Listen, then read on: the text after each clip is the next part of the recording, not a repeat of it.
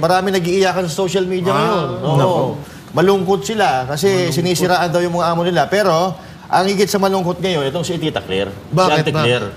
Si Auntie Claire kasi, di ba may bago? May bagong acting PCSO secretary. Ay! Oo. Itong si Dave Gomez. Tinanggal na si ano? Ay, hindi pa naman. Ang nangyari kasi, medyo ni-require nitong bago, nitong acting secretary na mag-courtesy resignation yung mga empleyado ng PCO. At kasama dito si Auntie Claire. No. Nag-resign naman siya. Nag-pass naman siya ng resignation letter. Pero sa tingin nyo, si Auntie Claire ba dapat bang tanggalin sa PCO? Hindi. Ako sa tingin ko, wag. Wag. Ba? Wag. Sige, paliwanag Oo, mo. kasi mawawalan kami ng mawawalan ng komedyante sa palasyo. Ayun. Mawawalan ng ng libangan yung mga senior citizen na nanonood.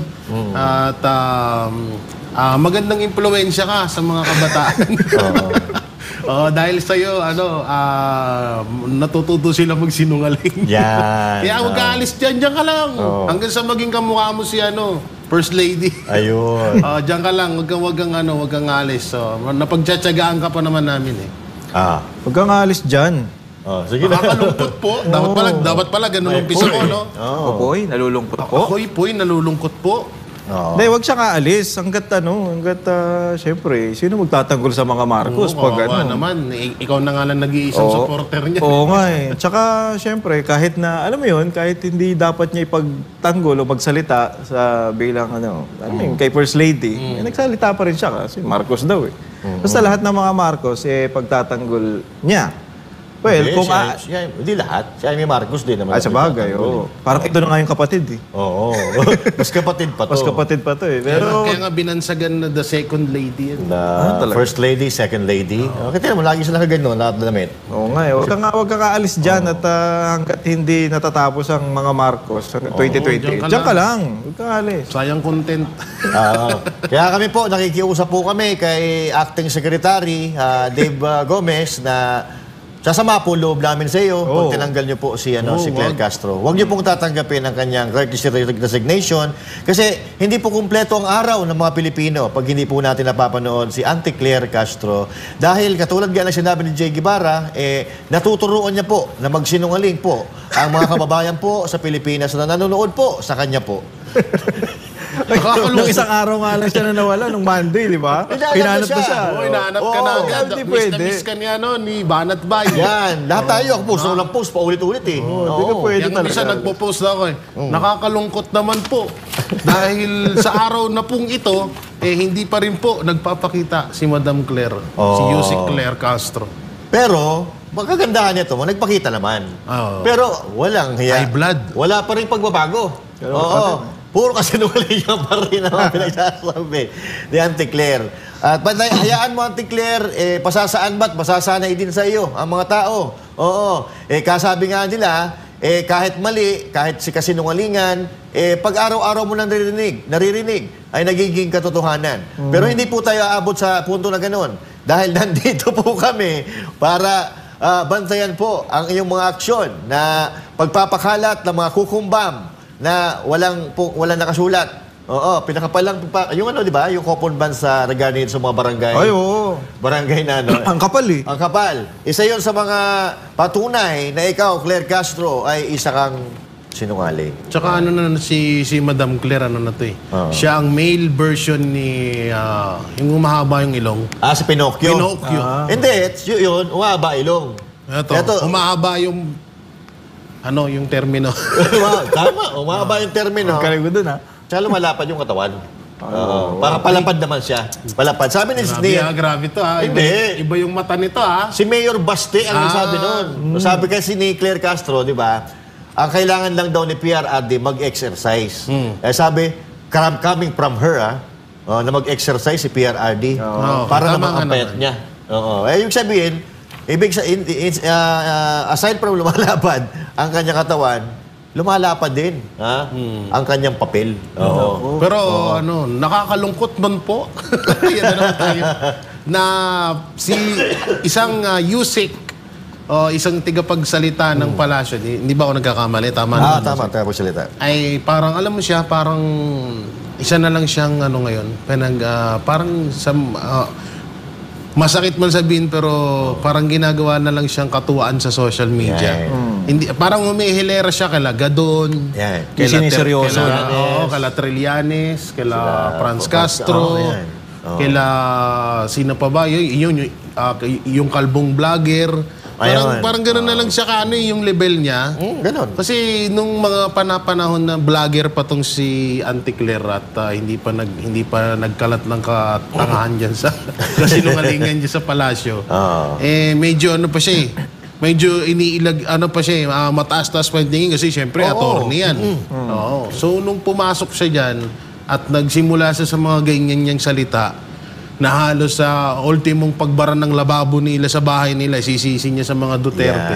Yan. Doon na. Parang ano na siya, talagang ginagawa na lang siyang katuwaan sa social media. Pero alam naman natin, at talagang totoo na itong si Auntie Claire ay isa to sa mga puppet ng mga Marcos. Tama ka dyan, partner. At kung pagbabasihan natin yung mga kaganapan, yung mga pangyayari, talaga namang nakakatawa naman talaga. Kasi unang-una, sinasabi niya noon na nagtatanong pa nga siya dati doon sa vlog niya na ganun ba dapat karami ang advisor ng isang presidente? Kasi partner, sabi niya, nakalimutan ko yung lalaki na kasama niya doon. Kasi partner, kung ganyan karami ang kinakailangan mo na advisor, ibig sabihin noon, wala kang alam. Oo, yun ang sabi niya kay President Marcos Jr. Siya mismo nagsabi nun. Siya mismo nagsabi nun. Sa vlog niya yun eh. Nakikita ko lang na naman kahapon.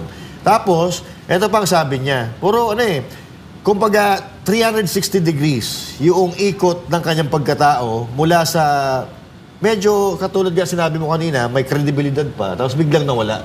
Kasi yung mga kinain niya dati, bumalik lang sa kanya. Yung mga sinuka niya dati, sorry sa mga kumakain, basitabe, kinakain niya ngayon. Yung Marcos na ayaw niya ngayon, noon, dahil kinuha siya ngayon, Okay na. mahal na mahal niya. Grabe, no? At marami pa ito kasi nung alingan na pinagsasabi.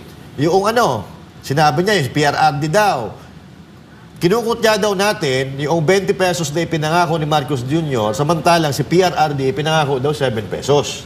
Tapos, pag tinignan mo naman, binalikan mo yung zona ni Pangulong Duterte, i-reduce lang sa 7 pesos yung presyo. Hindi gagawing 7 pesos. Tapos nung tinanong siya ni Eden Santos ng Net25, ayaw niya sagutin.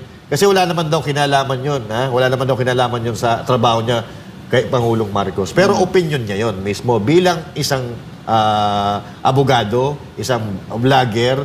So dito pala makikita natin mga partner na wala talagang paninindigan. At kung ano yung kumbaga ito yung parang attack dog nga. Pag sinabihan mo, bark, babark siya. Roll over, mag-roll over siya. Ganon ang tingin natin. Kasi doon makikita mo doon sa series of events, sa pag 360 na pag-iiba ng kanyang opinion, pag-iiba sa kanyang pananaw sa buhay. Tsaka pag hindi okay sa kanya, alam mo yun, tawag niya kagad fake news. Napansin niyo ba yun? Pag hindi pabor sa kanila, fake news na kagad. Kasi naalala niyo yung si VP Sara ang unang nagsabi niyan patungkol diyan sa yung kay yung Tantocos death. Diba? Bago si Mamaya pag-usapan natin. Bago si VP Sara, yung vlogger muna.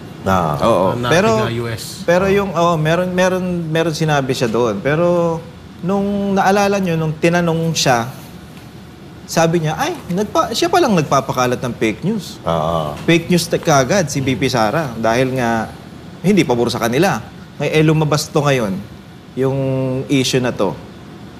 Hindi niya na naman masagot. Ang sinasabi niya naman, fake news na naman. Pero hindi niya sinagot yung sinabi niya kay VP Sara noon na fake news si VP Sara. Yes. Di ba?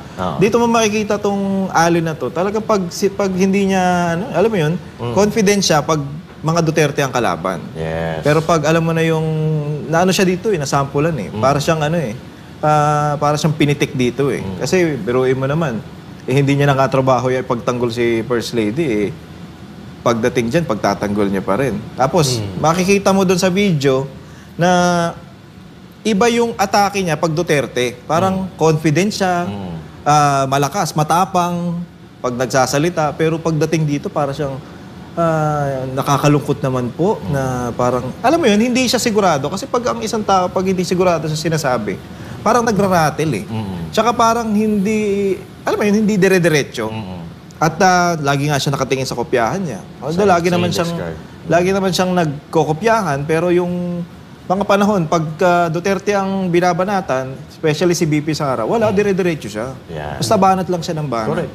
Ano kasi, alam mo, yung sinasabi mo kanina na kapag Duterte yung binabanatan ni Auntie Claire, ano siya? Yung parang confident. Kasi nga, mas madaling manira kaysa sa magsabi ng totoo. Correct. Dito sa totoo lang, yan ang pinakamahirap na trabaho sa kasaysayan sa buong buhay mo. Na ipagtanggol mo yung pagkakamali. Sa totoo lang, yung alam mo ng mali, tapos pinagtatanggol mo pa, alam mo na may ginawang kamalian, pinagtatakpan mo ba, yun yung pinakamahirap na trabaho. Kaya bilib din ako dito kay Auntie Claire, ang tigas ng panga mo. Bilib na bilib ako. Bilib na bilib ako sa'yo kasi biruin mo, natitiis mo. Ilang beses nang pumapalya ang palasyo, pero grabe mo ipagtanggol. Hanggang sa isang attorney Claire Castro na yung nasisira. Hindi naman nasisira dito si si Marcos Jr. Hindi naman siya nakaharap eh. Yung palasyo nasisira ba? Matagal nang sira yan. Wala nang sisirain. Hindi, wala nang sisirain dyan. Kaso, ang ginawa kasi dyan, dahil puppet nga ng administrasyong Marcos itong si Franz Castro tuloy. Kamukha kasi. Si Claire Castro, kaya ang nasisira dito, yung pangalan niya mismo, yung kaniyang sana mabigkas ko ng maayos to, no? Credibilidad. Yan. Nabulol pa. No, sana ayan yung nasisira sa kanya diyan. Yan yung talagang nakakahiya lang sa kanya kasi yung mismong pangalan niya yung talaga nakayataya at attorney pa siya. Tama. Parang nawala ng saysay yung pag-aaral niya ng 5 taon. Yung pagpa-practice niya, lahat, pag-aaral niya, pagsusunog ng kilay. Pero ito, nguso na sunog hindi naman kilay. Sunog. Pero ito, yung sinabi niyo kanina, tama yon. Pero ang paninira kasi sa Duterte, hindi mo na kailangan ng script eh. Pero pag ipagtatanggol mo kasi si Marcos, baka mamaya nag-aalangan siya, baka magkamali siya nagsasabihin. Pagka Marcos ang pinag-uusapan. Pagka Duterte, wala pakialam. Kahit ano sabihin mo dyan, okay lang. Go, go, go. Sabi ni Bossing, go, go, go. Pero, titimbangin mo yung mga sasabihin mo patungkol sa amin, baka malaglag ka, baka madulas ka. Kaya medyo, pagka tinanong mo siya tungkol sa Marcos, medyo nagkaka-utal-utal siya at di mo malaman kung ano yung isip. Out eh. Pero mamaya, babalikan ka uli namin pagka pasok na sa topic ulit yung pangalan mo. Pero sa ngayon, ang alam lang natin, na yung suporta sa mga Duterte matindi. Marami nga tayo nakukuha sa social media, nakikita natin na sang-ayon ka ba na pumalit si BP Sara Duterte bilang presidente kay Bongbong Marcos Jr.? Yun lagi nakikita natin sa social media. At hindi din naman natin isinasawalang bahala yung mga supporter din na kabila na siguro mga 20% na lang yung mga supporter ni Marcos Jr. na 20%. Kung konti na lang sila. Kasi kung makikita natin sa social media, napakarami ng supporters ng mga Duterte. At ang sabi nga ng mga kababayan natin sa social media, swerte ang Pilipinas kung hindi matutuloy ang impeachment trial laban kay Vice President Sara Duterte. Ayon kay Attorney Ruth Castelo, tagapagsalita ng Office of the Vice President, maliligtas ang bansa sa paggastos ng milyong-milyong pondo sa isang prosesong tinawag niyang technically defective. Mula sa simula, at si Jason Rubrico magbabalita. Muling iginiit ng Office of the Vice President na handang-handa si Vice President Sara Duterte na humarap sa impeachment trial sakaling ito'y matuloy. Ayon sa tagapagsalita ng OVP na si Attorney Ruth Castelo, nais ni VP Sara na maipresenta ang kanyang ebidensya at malinawan ang publiko hinggil sa mga akusasyong ibinabato laban sa kanya. Bagamat bukas si VP Sara sa paglilitis, tama rin ani ang desisyong ipaubaya sa kanyang mga abogado ang legal na estratehiya kabilang na ang paghahain ng mga motion para sa posibleng dismissal ng kaso. The Vice President said that she really wants to go through trial and present all her evidence, right? And the Vice President also said that whatever legal strategy her lawyers are taking is also right.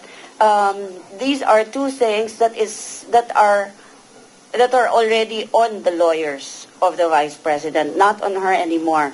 Giit pa ni Castelo, ipinagkatiwala na lamang ni VP Sara sa kanyang mga abogado ang lahat ng legal na hakbang ukol sa impeachment. As a lawyer, if the Vice President finds that there are strong legal grounds to file a dismissal, then she will just let the lawyer say, do what they find or do what they think is best. So go ahead. If you find something, go ahead. It's up to you. You're the ones handling my case. I'm now your client.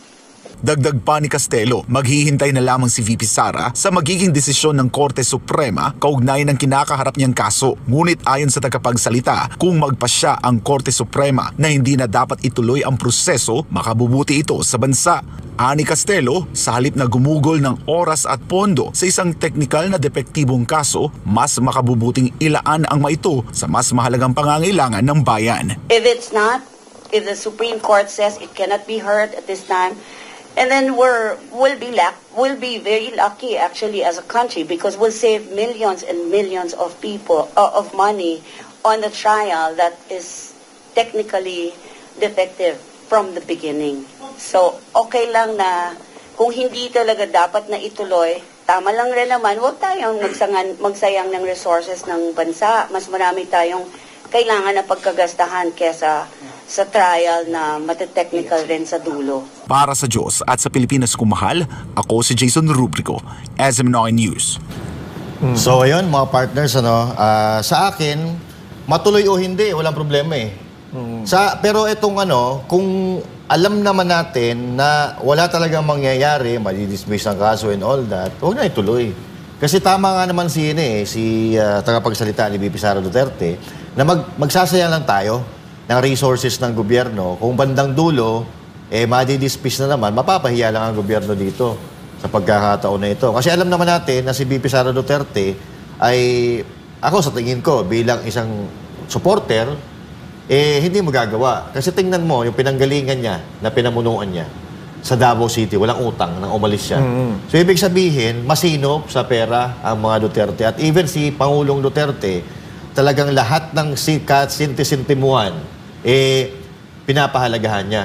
Yung mga pagkain nga nila dyan sa sa Malacanang dati, may mga nagkukwento na pag sila daw ay bumibisita, munggo, daing, gulay, dahil lang sabi ni PRRD, hindi natin pera yan. Pera ng taong bayan. Pero, kung gusto talaga nila na mapahiya at gusto nilang patunayan sa mga Pilipino yung gusto nilang mangyari, ituloy nila. Pero bandang huli, masasabi ko na wala silang mapapatunayan talaga. Kasi ngayon pa nga lang, alam na natin kung ano talaga ang balak nila. Kung ano talaga, kung bakit nila gustong i-impeach si VP Sara Duterte, alam na natin kung ano ang dahilan.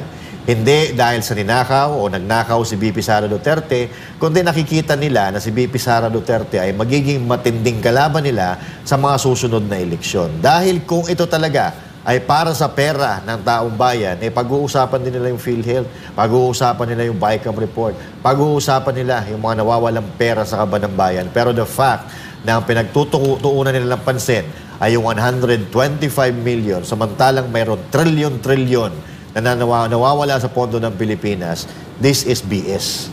Ibig sabihin, walang patutunguhan ito.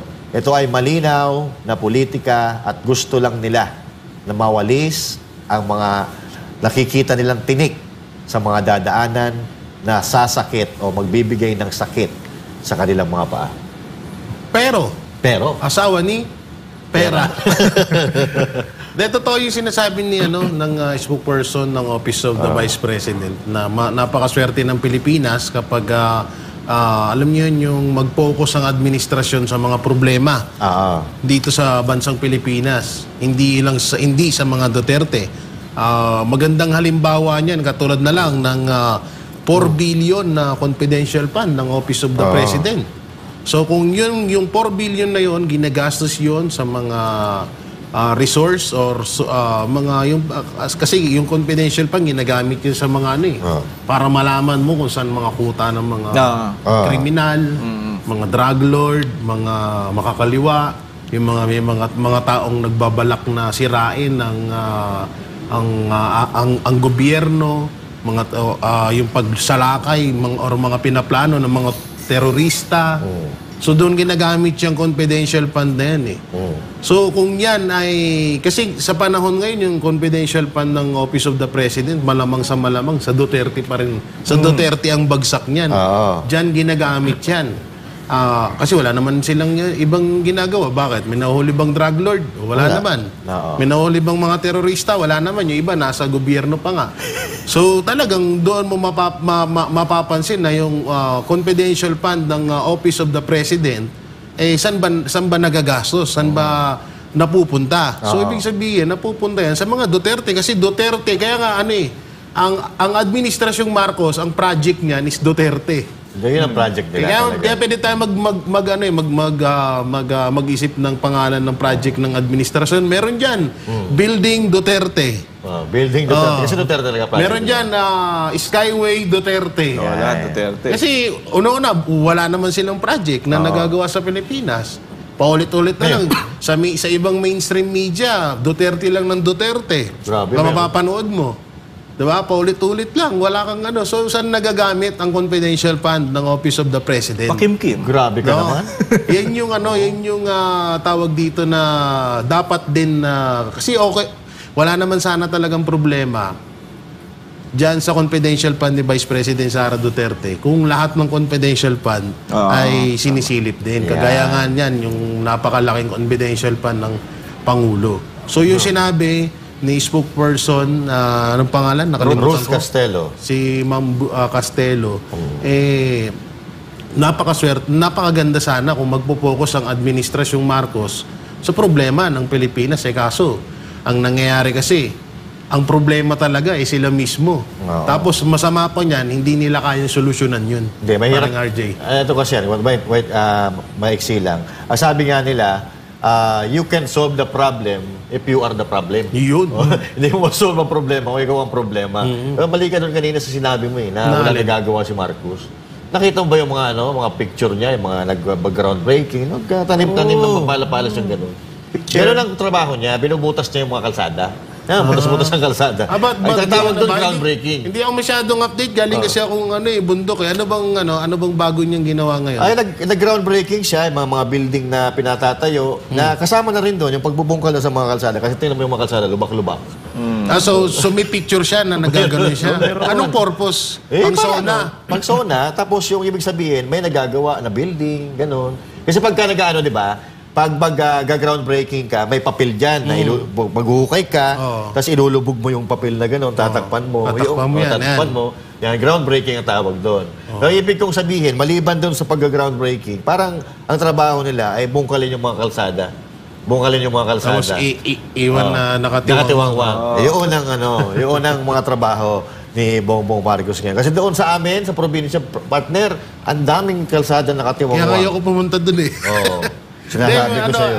Paring RJ, nung nakaraan kasi gusto ko pumunta doon, talagang totoo, maraming nakatiwangwang na marami. Kahit di sa amin, ang daming mga nakatiwangwang na mga project na nagugulat ka, bubutasin ngayon, bukas iiwan. Tapos babalik ka sa susunod na buwan. Babalik. Buti sana kung balikan pa. Tapos traffic na. Yan ang problema.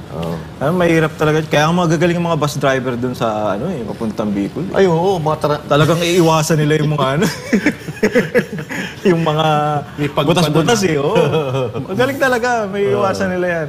At alam mo, dito, napansin ko lang iba yung iba yung route sa iba yung route sa Claire Yun ang sasabihin ko sana. Iba Natan mo. Kasi, alam mo yung, yung pag nagsalita yung may utak, talagang alam mo diretso Factual Tsaka hindi siya paligoy-ligoy. Direct to the point. Kung ano yung dapat sabihin, yun talaga dapat. Unlike Claire, talagang ikot-ikot. Hindi po natin kasama yan. Hindi kasama yun sa sinabi natin.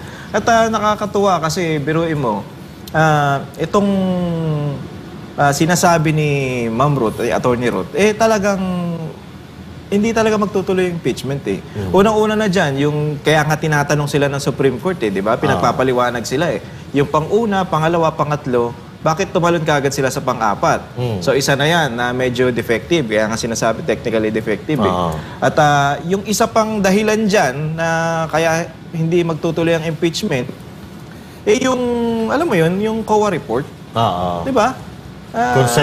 Three consecutive years. Siya lang. Tapos sinasabi pa nga ng COA, siya ang pinakamataas na rating pagdating dyan sa sa COA kasi nga wala siyang nilalabag. Oo. Ang Office of the President ba may ganyan? Ay, wala. Wala nga tayong makuha na kahit anong mga award na nakukuha niya. Diba? Wala tayong marinig eh. Yun yung mga bagay na dito pa lang sabihin na natin, COA report, wala na. Ano pang i-impeach nyo? Ano pang, bakit pa natin itutuloy yung impeachment kung sa COA report pa lang, pinapakita na walang ginilabag si BP Sara. Tama. At kasi kung hindi naman lalabas ang ganitong balita kung wala talagang pag-asa na mahinto yung impeachment kay BP Sara Duterte. Kaya lumalabas yung mga ganitong balita. Kasi may posibilidad na talagang mawala nga itong impeachment ni BP Sara Duterte. Ma-cancel siya. Kasi tulad na lang halimbawa nung kay sinabi, ewan ko napanood yung sinabi ni Senator Marcoleta na may kakilala daw siyang congressman. Dati siyang congressman May mga kakilala pa, mga kaibigan pa siya doon Ang sabi daw niya doon sa congressman, pauupuin kita doon. Tatanungin kita kung bakit ka pumirma doon sa impeachment ni BP Sara Duterte. Tapos sabi daw nung sa congressman na yun, hindi, huwag ako, iba na lang. Huwag akong tatanungin mo. Mayayari tayo dyan. Iiwas na sila. Oo, iiwas sila. So ngayon, ibig sabihin, talagang ngayon na nandiyan na si Senator Marcoleta sa Senado, mahihirapan silang ilusot ang impeachment na yan. Kasi katakot-takot na katanungan ang matatanggap nila dyan kay Atty. Marcoleta. Hindi na kay Atty. Marcoleta. Marami silang kakampi dyan. Tsaka wala namang problema kung itutuloy nila yung impeachment. Wala problema sa atin. Sige, maganda nga yun para magkalabasan Pero dito pa lang sa mga ebidensya na to na nakikita natin, Supreme Court nagsalita na nga, nagsabi na nga at ang COA, wala na talagang pag-asa. Gusto nating matuloy dahil nga sa bloodbath para magkaalaman tayo kung sino talaga yung mga, alam mo yun, sino talaga yung may mga ginagawang katarantaduhan sa gobyerno. Doon, ang nangyayari parang parang yung legalidad na ang nagsasabi na wala talaga. Partner. Yung kaninang sinabi mo na ibang-iba si spokesperson ng Office of the Vice President. Si Ma'am Ruth. Si Ma'am Ruth. At etong si Sa Anticler. Malacanang. Una-una kasi nagsisimula yan sa nila kung sino yung nasa likod nila. Ma'am Ruth, nasa likod niya, Vice President Sara Duterte. Ano ba imahe ni Vice President Sara Duterte? Iba bagay niya doon, siyempre. Respeto. Yan, mataas ang respeto ng mga Pilipino. Gusto ng mga Pilipino. Correct. Mahal ng mga Pilipino. Correct. Diba? At lalong pang minamahal ng Pilipino kahit anong pangdudurog ang ginagawa ng administrasyon. Yung nasa likod ni Anticler. Delikado. Sino doon? Marami yun. Diretso. Isa-isahin ko. Sige. Ipunin ang tubig at gamitin sa tagtuyot. Yan. Marami pa yan. Pinakulong si Pangulong, pinakidnap si Pangulong Duterte, pinadala sa dahig, tapos pinadala niya ng imbitasyon sa SONA. Baliw, di ba? Pangatlo, ano ba yung pangatlo?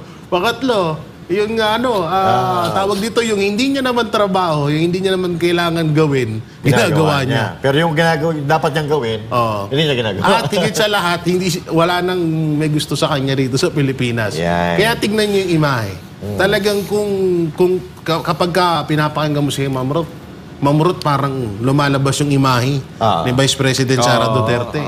Kagalang-galang, di ba? Pero pag si Anticler na, wala na. Wala na. Kagulo na. Parang yung niya, amo niya. Tsaka ito pa, ang pinakamasaklap dyan, kung si Ma'am Ruth, inaabangan may mga parang inaabangan mo yung magandang nagawa, no? At alam mong may ganon, may mga balita. Ang aabangan mo kay Anticler, hindi Hindi yung magandang balita, hindi yung good news, at hindi rin yung nagawa. Hindi. Ang aabangan mo kay Anticler, kung ano na naman panibagong kasinungalingan. Yun! Katangahan niya. Katangahan niya.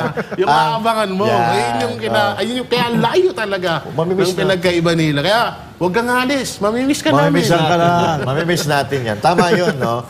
Kung baga ito kitang-kita mo, kahit hindi mo na pagtabihin hindi mo pagtabihin, pakinggan mo na lang. Kahit hindi mo panoorin, pakinggan mo yung mga sinasabi. Di hamak na may laman talaga yung sinasabi ng totoo yan. Ni VP Sara Duterte. Kasi ito hindi yung attack dog talaga na pag may tinanong, ganon, banat agad. Hindi, factual tayo. Parang yung tinanong siya ng ratings, no? Ratings. So. Sabi niya, Hindi magtrabaho. Hindi magtrabaho. Oh. Ang hirap kasi pagtanggol nang alam mong mali. Mahirap pa magtanggol. Pero pag ikaw ay nasa tama, chill lang. Tingnan mo kung paano magsalita si Attorney Ruth Castello. Napaka-chill lang. Diretso, hindi naghahabulol-bulol, hindi nag-iisip kung ano sasabihin. I mean, hindi na nag-iisip. Kasi, katulad natin, ng mga supporter ni PRRD dati, hindi mo na kailangan mag-isip kung ano yung sasabihin mo Kasi nakikita mo yung mga ginagawa Nakikita mo yung mga trabaho, nakikita mo kung paano niya pamunuan ng bansa, kung paano niya ipatupad ang kanyang pagiging presidente.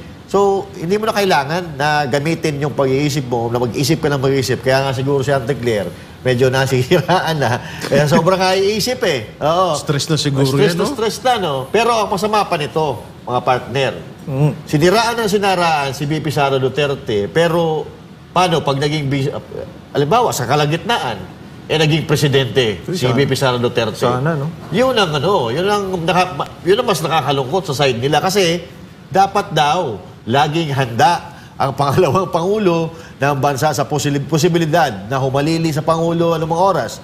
Ayon kay Office of the Vice President Spokesperson Attorney Ruth Castello, giit niya ang mga programang pinatutupad ni Vice President Sara Duterte ay bahagi ng kanyang paghahanda sakaling merong mangyari. Si Jason Rubrico magbabalita.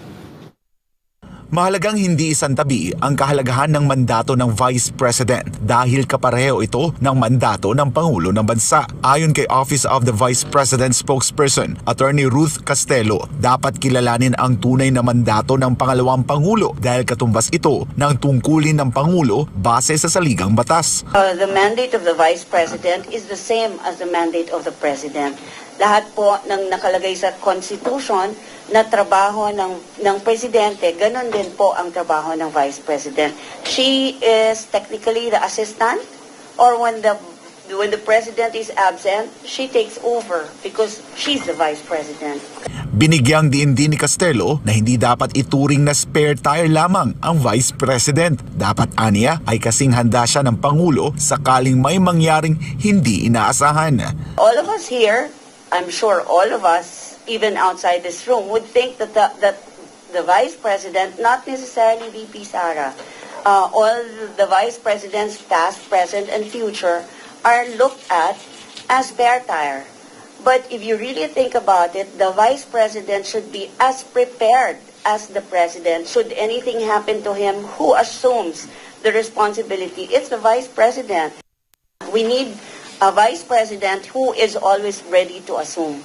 Giit niya, ang mga programang ipinatutupad ni Vice President Sara Duterte sa kasalukuyan ay bahagi ng paghahanda para sa mas mabigat na tungkulin kung kinakailangan. And the services that are now being delivered by the Vice President through her office is a way of preparing herself just in case anything happens from now until 2028. Otherwise, it's just, it's all in a day's work. Our programs, our plans, our activities, funded or not by Congress, it's all in a day's work. Dagdag pa ni Castello, patuloy ang OVP sa pagtupad sa mga ipinangakong programa ni VP Sara mula noong 2022 at sisikaping may sakatuparan ang lahat ng ito sa pagtatapos ng kanyang termino. Para sa Diyos at sa Pilipinas kumahal, ako si Jason Rubrico, SM9 News. Naku po. Ito po, parang may pangitain mga partner kung may mangyayari. Kung may panaginip ako, may pangitain sila. Oo, sige, yung panaginip mo, natin mamaya. Pero ito, again, hindi lalabas yung mga balita na ganyan kung parang imposibleng mangyari, di ba? So, ibig sabihin, may posibilidad na mangyari talaga na, naku po, baka sa kalagitnaan nga nito, ng 3 taon, mapalitan siya, no? Dahil dito sa mga nangyayari sa ating bansa na 3 taon na, wala pa rin, tapos nagagalit na yung mga tao. Delikado. At yung nakita ulit natin si Attorney Ruth. Kalmado magsalita, no? Hindi mo makikita na tumitingin na ganyan. Samantala si Auntie Claire, hindi alam kung saan titingin Kasi naghahanap siya. Ibig sabihin, pagka yung mata mo magalaw, naghahanap ka ng sasabihin mo. Ito, attorney na matalino. Hindi ko alam kung dapat yung mga attorney na pumapasa, no? Dapat matatalino talaga. No. Yung hindi mo basta-basta po pwedeng kabigin na ganito, kung tama siya, paninindigan niya yung mga sinasabi niya una. Pero dito kay Auntie Claire kasi wala Yung paninindigan talagang nawala. Pero, ito abangan natin. mukhang there's something na mangyayari kasi hindi lalabas yung mga ganitong mga title o mga, yan, may mangyayari kung walang dahilan. Oo. Hoy, disclaimer lang, di kami nananalangin Oo. Sana nga. Ay, hindi, sana nga, sana si Vice President na maging Pangulo. Hindi naman sa ganun. Oo. At may panaginip ako dyan. Ayan. Oo. Pero sa video ko, hindi ko malalaman. Wallahi. Bitawan mo na dito. Hindi kasi hindi kasi pwede bitawan dito. Masyado siyang Confidential. Confidential. Itong si Baka Bay, confidential fund yan, ha? nagchismisan kami kasi kami ni Bay kagabi. Tapos napag-usapan namin to na medyo malapit na. Pero natatandaan nyo ang sinabi ang bukang bibig ni Pangulong Duterte noon na Marcos, tapusin mo termino mo, magtrabaho ka ng maayos. At ayaw din ni Pangulong Duterte na palitan agad siya ni Vice President Sara Duterte kasi parang lumalabas na parang sakip sa kapangyarihan or hayok sa kapangyarihan etong si Vice President Sara Duterte. So mas gugustuhin pa rin ng mga Duterte na ihahalal si Vice President Sara Duterte bilang presidente ng Pilipinas sa darating na 2028. Yun po ang kagustuhan ni Pangulong Duterte. Pero, na naman, hindi natin din alam kasi kung masyado ka ng walang, sabihin natin, walang kwenta, walang ginagawa, walang nagagawa, deserve mo nang mapalitan. Yes. Dahil unang-una, kaya ka nga hinalal ng tao dyan, para pakinabangan. Para pakinabangan. Hindi dapat, hindi yung taong bayan yung pinapakinabangan mo dahil sa pera nila. Yes. Dapat ikaw ang pakinabangan ng taong bayan kasi kaya ka nga ginawang pinuno is para magtrabaho ka ng maayos at gampanan mo ang trabaho mo bilang presidente. Tama. Kaso nga, kung wala naman nga nagagawa, mas gugustuhin ko na rin kahit naman din kayo. Yes. Mas gugustuhin ko na rin na palitan ka na. Wala naman Yes. Yung ratings mo, kayo na lang dyan Kayo na lang naniniwala, naglolokohan dyan yung ratings ng mga Duterte, legit yan. Pinagsama pa yung mag-ama. Nung nakaraan, di ba? Mas mataas pa rin si Pangulong Duterte. Yes. Pangalawa si Vice President Sara Duterte. Siya, kulelat. Yung pinsan niya, ganun din. Tapos eto pa, umano pa si Anli Virus, ganun din, bagsak din, di ba? So talagang kung pakiramdam mo na kaso nga lang, nga pala, naalala ko yung sinabi ni Ma'am Cathy Binag. Ano sabi? Na kapag nga daw, iba nga daw talaga utak nitong mga to. Feeling nila, sila yung magaling. Feeling nila, sila yung parang lahat, parang nasa... Parang, hindi, yung... sa kanila na lahat, parang sila yung complete package. Okay. Kung ituring nila yung kanilang... Mataas ang tingin sa sarili. Mataas ang tingin sa sarili. Pero kung ako tatanungin, tama naman yung sinabi ni Pangulong Duterte noon, pero kung ako tatanungin, mas deserve na siguro na mapalitan na siya dahil ngayon pa nga lang, nag-iisip na tayo, ano kaya ang sasabihin niya sa SONA? Yung isang katanungan ngayon, ano kaya? Tama. Ito wait lang, mabilisan lang. Tama yung sinasabi mo dapat palitan. Kasi yung mga gamit sa bahay, gaano pa kahalaga ng isang gamit na yan kung hindi naman napapakinabangan, anong ginagawa mo doon? Tinatapon mo, tinatago mo, binibenta mo. Gina-junk shop mo. Gina-junk shop mo. Ganon din sa isa tao. Pag wala, minsan nga, pag may asawa ka, di ba? Pag yung asawa mo walang silbi, iniiwan mo, pinapalitan, di ba? Pero totoo yan, nangyayari yan, real talk yan. Paano pa kaya? Ito, na ang isang asawa na walang silbi, ang binubuhay lang niya isang pamilya.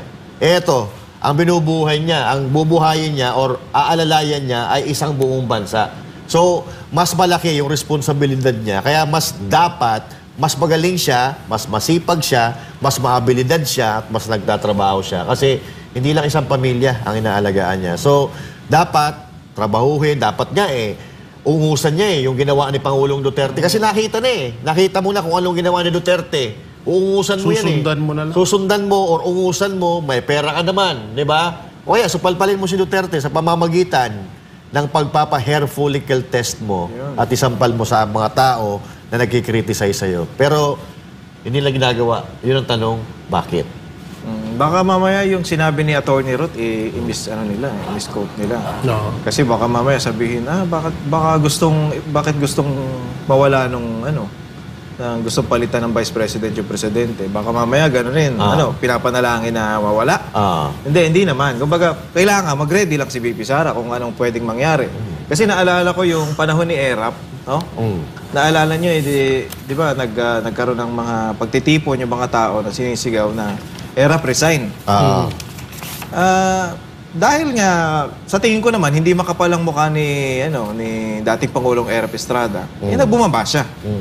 Pero sa tingin ko, itong si Marcos, sa kakapal lang ng mukha nitong administrasyon na to. Wala akong pakialam sa inyo, kahit magsigaw-sigaw kayo dyan, hindi ako bababa talaga. Kasi nga, nasa kapangyarihan na sila eh. Isipin nyo to, umupo sila at ang sinasabi nila, gusto nilang i-redeem yung pangalang Marcos.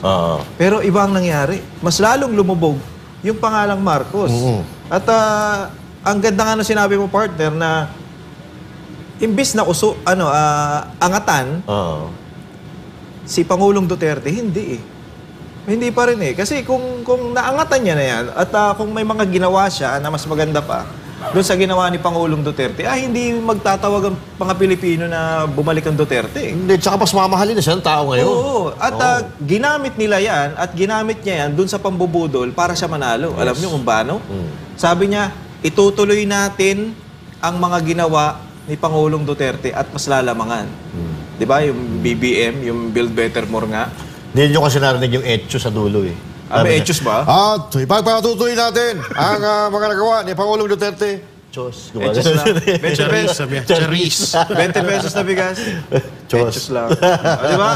Yan yung mga, yan yung mga bagay na, alam mo yun, ang taas ng standard na binigay ni Pangulong Duterte. Ikaw, nag-uumpisa ka pala at siyempre, sinasabihan ka ni Pangulong Duterte na weak ka eh. Ngayon, bilang isang parang, alam mo yun, imbis na yung sarili mo, iangat mo, sinasabihan mo akong weak. Sige, magpupursige ako.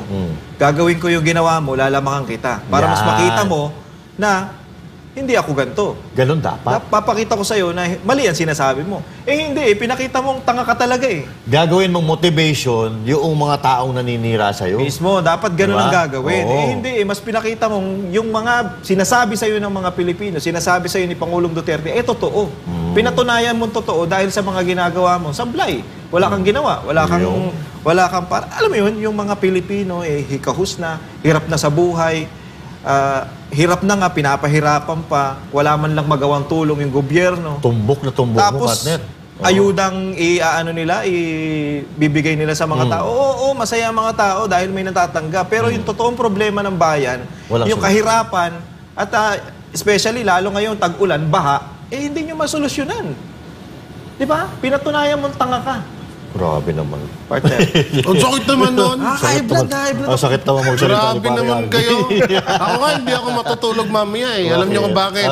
Abangan ko yung sagot ni Auntie Claire dun sa sinabi ni Ma'am Ruth. Paano ka mananaginip niya? Kasi sasabihin niya na, baka sabihin niya na naman na pinapanalangin nang mawala. Ano sabi niya?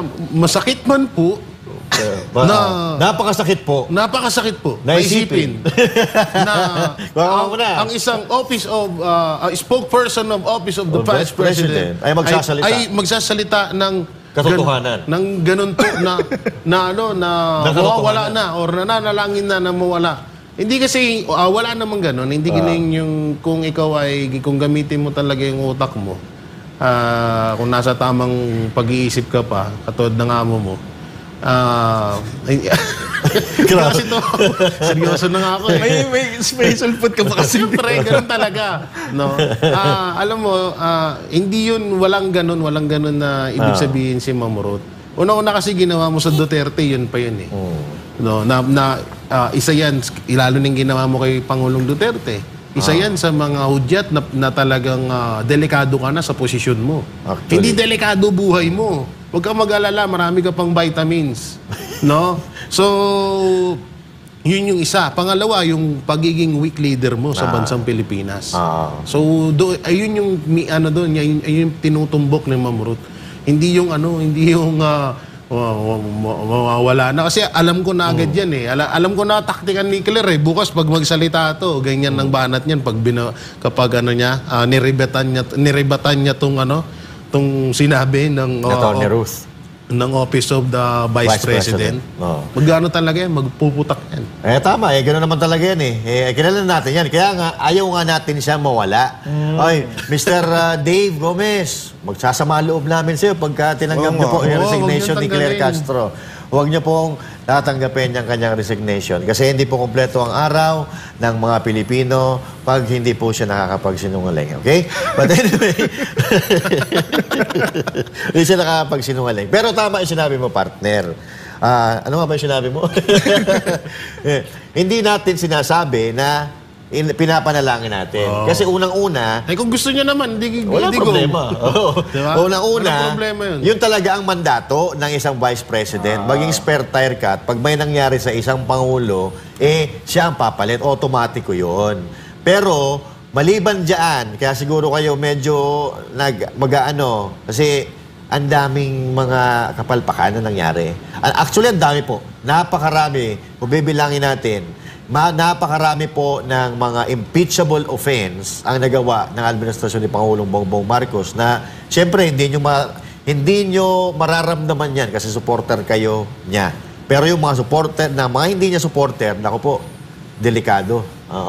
Delikado kayo kasi pag nagwelga ang mga tao, naku po, sasabihin na naman, pinagwewelga na naman ng mga banateros yung mga tao. Hindi po ganoon. Kasi yan po ay nakikita natin sa social media na napakaraming nawawalan ng gana.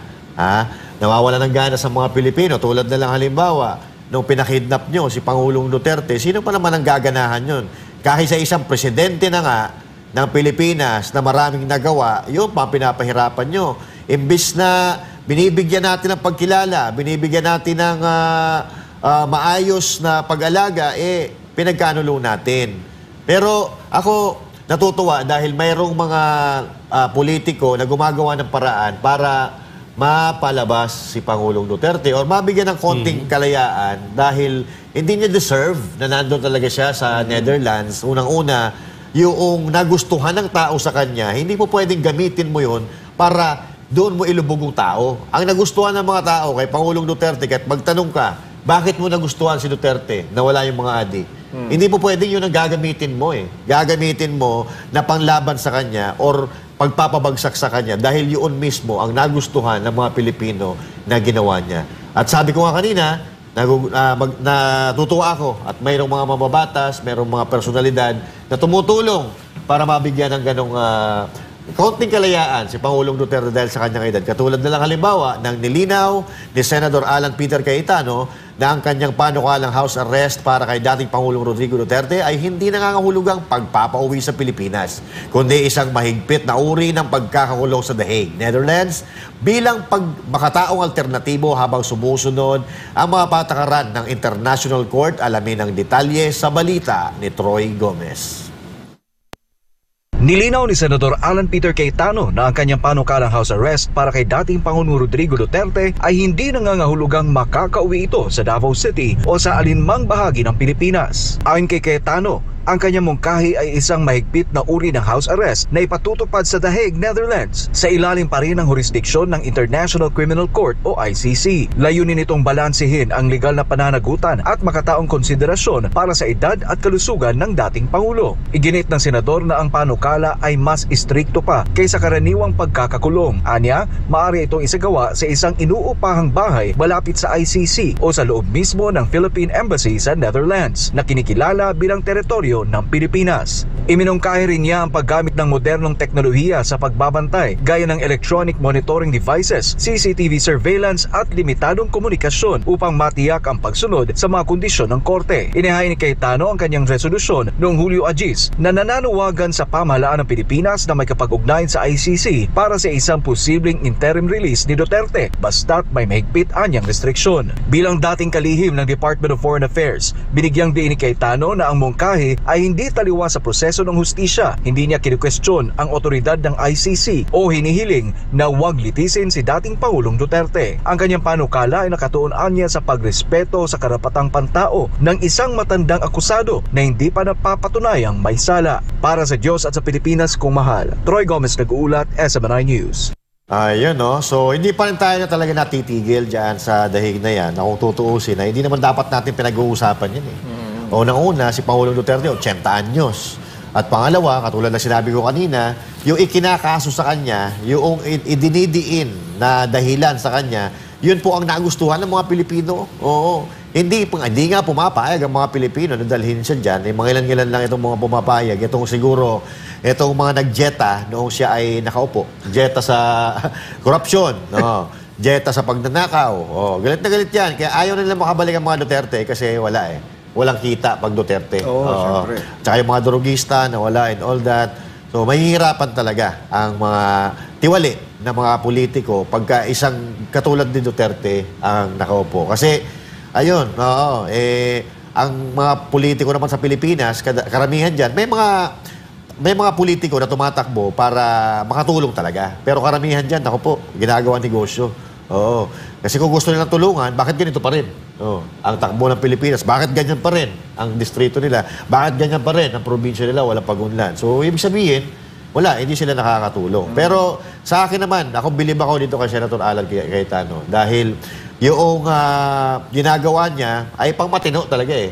Pangmatino, kumbaga, sinusunod kung ano yung nasusulat sa batas ng ICC, sa batas ng Pilipinas, yun din naman ang ino-offer niya, na mabigyan ng konting kalayaan, konting kaginawaan si Pangulong Duterte na nagsilbi naman sa ating bansang Pilipinas na kung tutuusin nga, mas marami pa nagawa si PRRD, pasintabi doon sa mga mawalang galang na doon sa mga naunang presidente, pero totoo naman, na mas maraming nagawa si Pangulong Duterte kumpara doon sa kanila. Pero kasi biruin mo, may mga politiko kasi na pag hindi sa kanila mapupunta yung credit, hindi nila pinagpapatuloy. Hindi nila pinagpapatuloy ang isang proyekto. Katulad na lang halimbawa, ito sa Bicol, yung Bicol International Airport, 20 years na nakabinbin yan, partner. 20 years na nakabinbin, or 10 or 20 years, dalawang dekada na nakabinbin, na hindi nila nagagawa ng paraan dahil wala nga mga political wala silang mga amor sa politika, wala silang amor sa mga Pilipino, walang political will. Pero si PRRD, kahit natalo siya doon sa Bicol, bagsak lagapak si PRRD doon sa Bicol, pero yun ang inuna niya pinagawa. Ganon ang isang Duterte. Hindi siya tumitingin, hindi siya naghihigante kung saan ang nangangailangan ng tulong at kung ano makakatulong, makakapagpagaan sa buhay at everyday life ng mga Pilipino. Yun ang ginagawa. Ngayon, wala tayo pinapahirapan eh. Mahirap na nga, pinahirapan pa eh.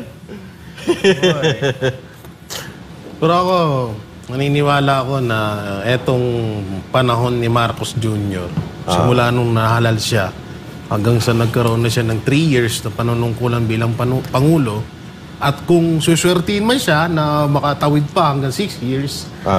Grabe ka naman. Diin mo talaga na matatapos na siyempre, hindi natin alam panahon ngayon eh. Bukas ang makalawa, naunahan lang yan. Grabe ka naman kay Tito Bombo. Pwede mamaya, ikaw. Pwede naman mamaya, siya ako. Ganun lang yan eh. Panahon yan. Walang pwedeng... walang pwedeng walang pwedeng humadlang dyan. Sige, tuloy mo. Pag dinisisyonan ka na, doon ka na. So kung siswertihin mo si Bongbong na makatawid siya hanggang 6 years, matapos niya itong termino niya. Parang ayaw mo swertihin. May tono mo eh. Ikaw kasi, lagi mo pinapainit ulo ko eh. So yun nga talagang ito yung unahan sa kasaysayan ng isang Pangulo na maraming yumaman ng mga politiko. Yan ang isa sa mga masisiguro ko dyan. Simula na umupo si Bongbong Marcos hanggang sa matapos. Para legacy niya. Yan talaga, promise. Ang daming talagang yumaman ng mga politiko nung panahon. At doon nga, mapatungkol kay Senator Alan Peter Cayetano, maraming bumaliktad no? Marami. Kaya yung sinabi ni Pangulong Duterte, yung tatandaan ko na, kaibigan mo ngayon, bukas, hindi na. Pero lang, ang masakit nga doon, ganyan naman talaga rin sa mundo ng politics world na pagkatapos kang pakinabangan, pag kakalimutan ka na. Pero bilib nga ako dito kay Senator Alan, dati nga talagang tahimik to eh. Wala siyang nabubwisit tayo dati. Nabubwisit tayo na, magsalita ka naman, Senator Alan, pinagtutulong-tulungan na yung mga Duterte. Pero ngayon, talagang doon yung pinatunayan na hindi ako katulad ni Tolentino na balimbing. Hindi ako katulad ni Manny Pacquiao na balimbing. Puro balimbing. Hindi ako katulad ng iba dyan na kapag Kaya nagtatampo yung matanda si Chavit eh. Diba? Hindi ako katulad ng iba dyan. Pag nanalo na. Kapag pinakinabangan mo na, katulad na lang yan. Si Marcos Jr., pinakinabangan si Pastor. Ang KOJC, lahat. Walang problema. So kung ano yung sinasabi ni Chavit, mas matindi pa doon yung kay Pastor. At mas ano rin sa mga Duterte. So tingnan niya, talagang ang pangit pagkatiwalaan ng mga ganyang mga politiko na pagkatapos kang pakinabangan, naiiwan ka sa ere, lalo't pag kailangan na kailangan mo na. Kaya to si Senator Alan Peter Cayetano, talagang ako gusto ko pa na makita pa siya at ma-extend pa siya bilang senator. Hindi porket hindi porket kumakampi sa mga Duterte. Oo. Kasi tama yung sinasabi niya na human rights kayo ng human rights. Pero yung tao, wala bang karapatan hindi ba pwedeng bigyan ng human rights yun? Correct. Diba? Tao pa rin yun. Hindi naman yun eh. Hindi naman, kahit si Marcos, balik rin natin, si Marcos Jr. na sa katayuan ni Pangulong Duterte, karapatan mo pa rin bigyan ng ng batas pang tao yan. Kailangan niyang makuha yun. Diba? So kahit na ganyan, sinasabi niyo human rights, lumabag sa human rights si Pangulong Duterte, maraming pinatay, ito ganyan.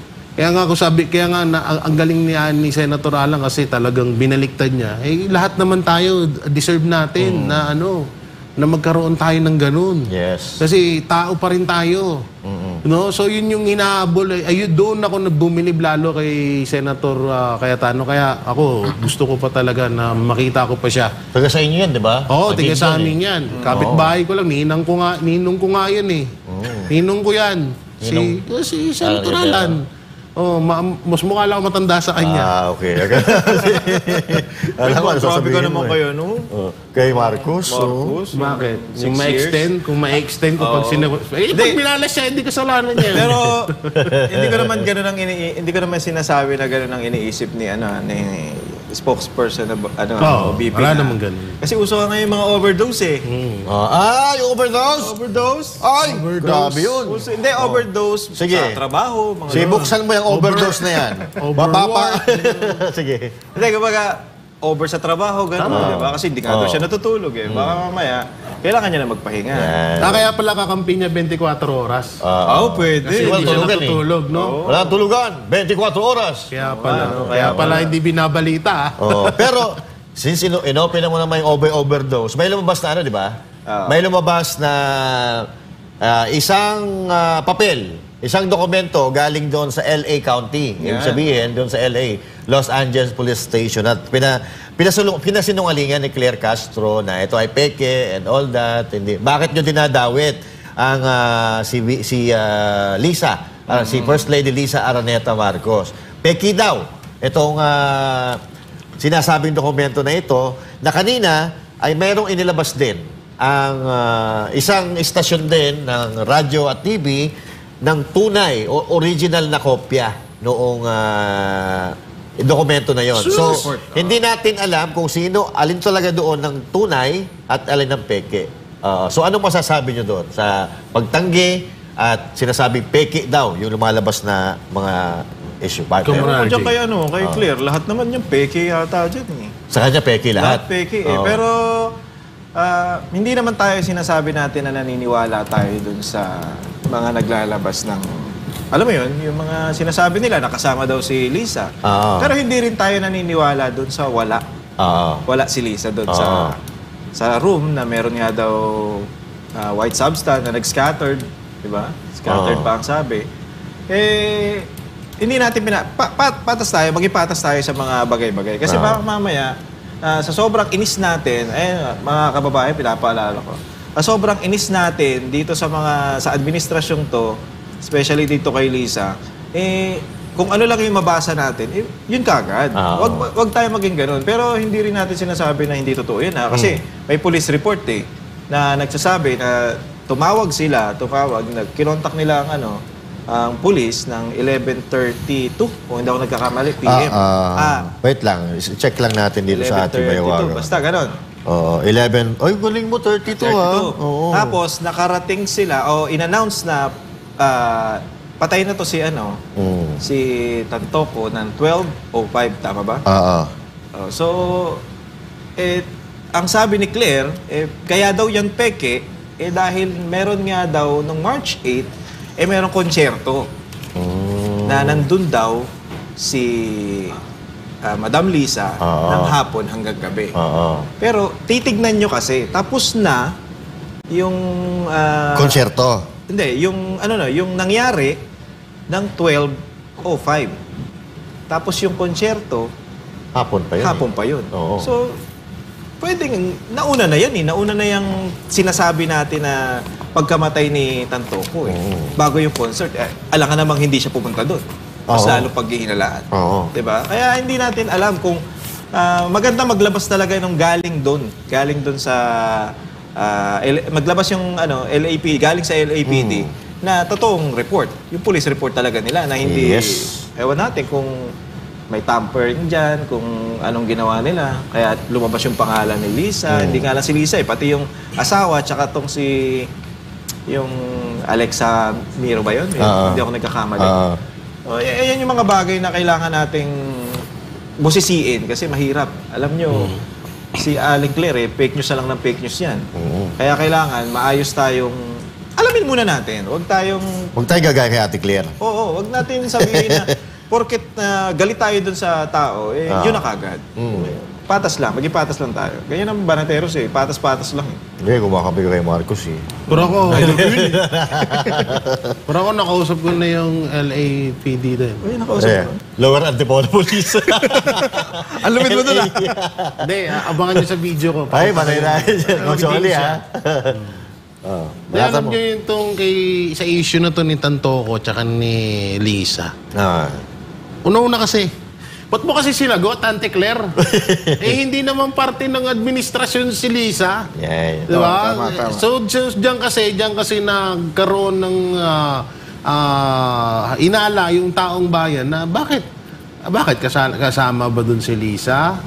Ang nakalagay lang naman dun. Sige, sabihin na natin, nandun yung pangalan niya. So, diba? Kung wala namang ginawa dun si Lisa, una-una kasi, yun pa isa talaga Kadalasan kasi, yun nga, hindi mo talaga siguro na bagay kapag may, hindi mo talaga napapansin na medyo mali ka na Kasi hindi mo dapat sasagutin yung katanungan na yun. Hindi parte ng, ng administrasyon si Lisa Araneta Marcos.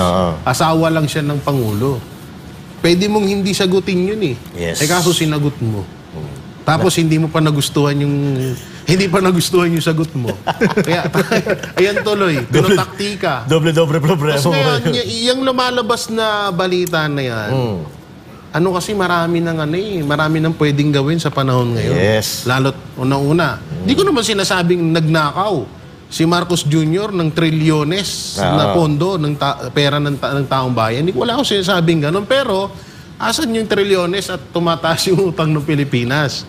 So, mapapaisip ka na pwedeng, mamaya, syempre, gasino ba? Lahat ng tao na, si Auntie Claire, dati kalaban ni Marcos yan. O, tingnan mo ngayon, kakampi na. Dahil, bakit ba ginagawa ni Auntie Claire yan? Dahil trabaho lang daw, di ba? Walang personalan. So, ibig sabihin, pera pa rin. Ganun ang kakahinat na nun, pera pa rin. So, ako, naniniwala ako na may mga kababalaghan na naman na nangyari dyan. Kaya, Ma'am Cathy B, ilabas mo na kasi. Alin doon yung USB? Ilabas mo na kasi yung USB, Ma'am Cathy. Oo, naiinip na si Lisa. Tsaka kasi, eto, iniisip ko kasi pag nilabas na ni Cathy B yung USB na hawak niya, biglang yan, syempre, may pwede ng pagkakataon si Vice President Sara Duterte na ilabas niya rin yung hawak na video. Pagsabungin na natin to. Isang na natin to. Total, nandiyan naman na lahat yun nga, kaya, ilabas niyo na yun kung ano yung mga nahawakan niya. Ma'am Cathy Binag, hi. Hello. How are you? See you tomorrow. But anyway. Mo na yung USB ko. Bigay mo sa akin, ako maglalabas. Patay tayo dyan. But anyway, sa akin naman, medyo nagka-doble-doble yung problema ni Ate Claire dito. Kasi malay mo, ito'y tactics o pinapasakay ka lang para, sakyan mo lang sakyan yung mga sinasabi dito ng mga Duterte supporters. Dito tuloy nahalata na talagang attack dog ka. Attack dog ka. Kasi unang-una, si Lisa Araneta Marcos ay hindi naman niyang binoto ng tao. So wala kang pakialam dyan. Hindi dahil sinabi ng mga tao na ipagtanggol mo o magsalita ka, ay ipagtanggol mo si Lisa Araneta Marcos. Dahil unang-una, hindi siya hinalal ng tao, hindi naman siya dapat nasa picture. Tama yung sinabi ni Dave Gomez It's a personal matter. Personal nga naman. Nagkataon lang na asawa siya ng presidente. Oo. Pero dito, hindi natin pag-uusapan dito Ang pinaka-importante dito, ang fact dito ay may nangyari. May namatay. At ang dahilan ay matagal na nating alam na ito nga ay namatay sa sobrahan sa Coca-Cola. Yun ang tunay na nangyari. May nangyari. So hindi na kailangan na patunayan kung ano ang kinamatay, kung sino ba itong tao na to. Basta ang importante, may nangyaring ganon doon sa Amerika. And that's undeniable. Ang pinaka-importante dito, yung welfare ng mga Pilipino. Dahil ang sinasabi dito, kasama ang First Lady ng isang tao na namatay sa ganito, na alam naman natin na pinaghihinalaan nga at mga agam-agam ang tao, at lalo na yung former president na itong presidente ay gumagamit ng droga. Yun ang problema natin. Wala tayong pakialam kay Tantongo, wala tayong pakialam kay Lisa Araneta Marcos. What we are after is the welfare of the Filipino people. Kung pinamumunuan ba talaga tayo ng matino o pinamumunuan tayo na may impluwensya ng ipinagbabawal na teknik. May tungtong ka? Oo. Nasa psycho ko na magkakaroon ng podcast si Lisa Araneta Marcos tsaka si Katon Ying. Ay, patay na. Dahil dyan sa overdose na yan. Yan, parang nakikita ko lang na magkakaroon na naman ng podcast. Silang dalawa lang din maglolokohan. Parang RJ. Ano ka tungtong? Wala, last message na. Ay nga pala, last message na tayo, no? Last message. Mga kababayan, magkita-kita tayo mamaya 12:30 sa aking vlog. Alam mo, oras ka. Pag-usapan natin pag-usapan natin sinabi ni Auntie Claire. At syempre, ganun nga yung sinabi ko, dapat patas lang tayo. Huwag tayong alam mo yun, huwag tayong basta-basta magpapaniwala dun sa mga lumalabas na nakikita natin. Especially kung galit tayo dun sa tao, huwag kagad atake ng atake. Dapat alamin din natin kasi tayo yung maapektuhan Kung pinost mo yan at na yari ka, na palabas kang fake news, ikaw ang yari. Hindi yung taong binabanatan mo. So, dapat maging tayo, patas at, dapat aral din. Research lang. Okay, partner? Yun, no? Basta, dalawa lang ang naghatid ng tunay na balita. SMN na yan, Banateros Brothers. Kaya dapat, dapat share tayo. Sino lang naman yung pindutin mo yung share, i-post mo sa Facebook mo para malaman din ng lahat. Para hindi dumadaming katod ni Auntie Claire. Kaya dapat malaman ng lahat ng Pilipino kung ano yung totoong balita. Tama yun. Kasi katulad ng sinabi natin kanina, yung may bali-balita na tinamper daw yung una na dokumento. Hindi rin malayo na itamper din yung pangalawang dokumento. Kasi tulad ng sinabi ni Jay kanina, hindi na imposible ngayon. Yung teknolohiya natin, talagang malupit na. Ikaw nga, pwede kang i-clone O pwede na tayong magkaroon ng kamukha. Di ba? So, hindi na talaga imposible. Pero, huwag tayong gagaya, of course, kay Auntie Claire. Malupit yan. Yan ang pambansang sinungaling ng Pilipinas. Huwag na natin subukan na lagpasan pa yan si Auntie Claire. Kasi, iba talaga. Biruin mo, sa sobrang kahihiyan na inabot niya, nakuha pa niya lumitaw. Natawa ako. Basta maputol kita saglit. Sige. Kung ang pambansang isda ay bangos. At ang pambansang hayop ay kalabaw. Pambansang ibon ay maya. Sino ang naman? pambansang sinungaling ay si Auntie Claire. Claire Castro. Alam na natin yan. Ang galing. Basta, huwag tayo maniniwala basta-basta doon sa Kasi paniwalaan natin yung mga tamang tao lang. Okay? Sino ba papaniwalaan natin? Ako naniniwala ako sa mga Duterte kasi. Kaya nga hanggang ngayon Sa mga Duterte, kay Pastor Apollo Kibuloy. Kasi si Pastor Apollo Kibuloy, malaki ang kinalaman niyan sa pagiging successful ng administrasyon ni Pangulong Duterte kasi unang-una si Pastor Apollo Kibuloy ay kaibigan at isang kaibigan bilang maliban sa kaibigan ay naging tawag dito pinagdadasal ni ni Pastor, si Pastor Apollo Kibuloy.